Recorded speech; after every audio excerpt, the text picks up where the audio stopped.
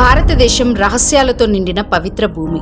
మహారాష్ట్రలోని అహ్మద్ నగర్ జిల్లాలో ఉన్న కేదారేశ్వర్ గుహ మందిరం కూడా అలాంటి అద్భుతమైన స్థలాల్లో ఒకటి.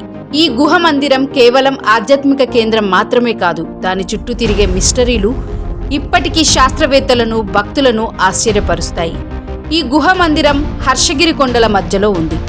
ఇది భీమశంకర అరణ్యంలో భాగంగా పరిగణించబడుతుంది. చరిత్రకారుల ప్రకారం ఈ గుహను 11వ లేదా 12వ శతాబ్దంలో యాదవ రాజవంశం కాలంలో నిర్మించారు. ఇది భగవంతుడు కేదారేశ్వర మహాదేవుడుకు అంకితం చేయబడింది.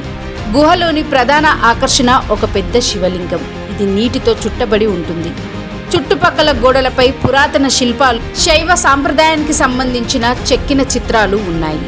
కేదారేశ్వర్ గుహ మందిరంలో అత్యంత ఆశ్చర్యకరమైన అంశం శివలింగం చుట్టూ ఎప్పుడూ నీరు ఉండడం. ఈ నీరు ఎక్కడి నుండి వచ్చిందో ఇప్పటికీ ఖచ్చితంగా ఎవరికీ తెలియదు. వేసవి కాలంలో కూడా ఈ నీరు ఎప్పటికీ ఎండిపోదు. శివలింగం చుట్టూ ఉండే నీరు మంచులాగా చల్లగా ఉంటుంది. ఇది భూమిలోని రహస్యమైన నీటి ప్రవాహాలతో సంభవిస్తుందని కొందరు శాస్త్రవేత్తలు భావిస్తున్నారు. గుహలో శివలింగం చుట్టూ 4 రాతి స్తంభాలు ఉన్నాయి. స్థానికుల నమ్మకం ప్రకారం ఈ 4 స్తంభాలు సత్యయుగం, త్రేతాయుగం, ద్వాపర యుగం, కలియుగంలను సూచిస్తాయి.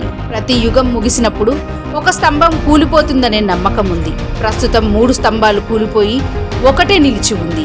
కలియుగం చివరికి అది కూడా కూలిపోతుందని భక్తులు నమ్ముతారు. ఇది ఈ గుహ మందిరానికి అత్యంత ఆధ్యాత్మికమైన మిస్టరీని అందిస్తుంది. భక్తులు ఈ గుహను ద్వితీయ కేదార్ అని పిలుస్తారు. కేదార్నాథ్ దేవాలయాన్ని దర్శించలేని వారు కేదారేశ్వర్ గుహను దర్శించుకుంటే అదే ఫలితం పొందుతారని నమ్ముతారు. శ్రావణ మాసంలో మహాశివరాత్రి సమయంలో వేలాది భక్తులు ఈ గుహలో పూజలు చేస్తారు.